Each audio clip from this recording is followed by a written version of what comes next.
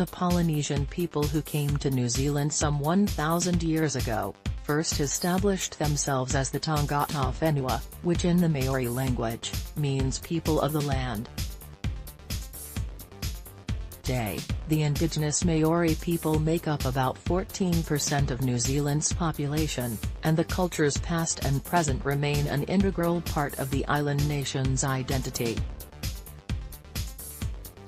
But while much of their early history is documented through songs and stories, from tales of Kupe, who the Maori consider to be the first adventurer to navigate to the landmass, to the deep roots of the Pohutukawa tree in Maori mythology, archaeological digs have also helped to piece together details of early Maori life in the land they first called Aotearoa.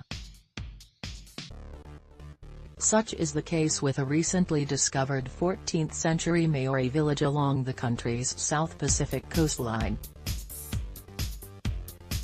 As the Gisborne Herald reports, the remains of the village were found in the present-day city of Gisborne, via an 8-foot-deep excavation on the edge of an old riverbed.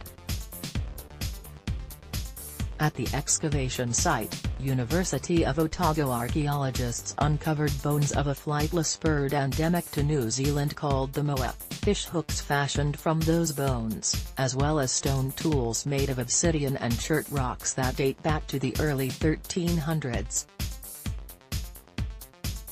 In a press release, the team says the discoveries help to fill in the gaps about where the Maori people first settled in this area. We don't know as much about early occupation around this part of the coastline as we do in other parts of the country, University of Otago professor of archaeology Richard Walters says. The archaeological work was conducted with the permission of Heritage New Zealand, which under the authority of the Puhir-Tonga Act, regulates the modification or destruction of the nation's archaeological sites.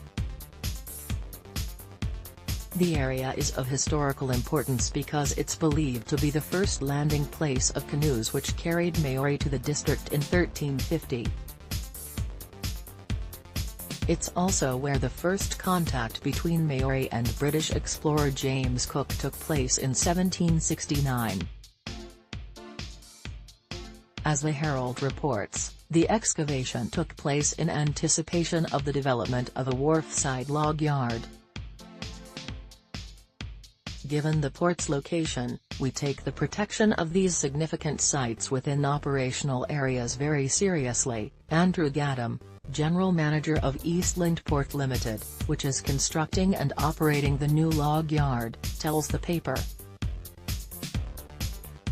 The Herald reports that the found artifacts are currently undergoing analysis in university labs. Like this article? Sign up for our newsletter.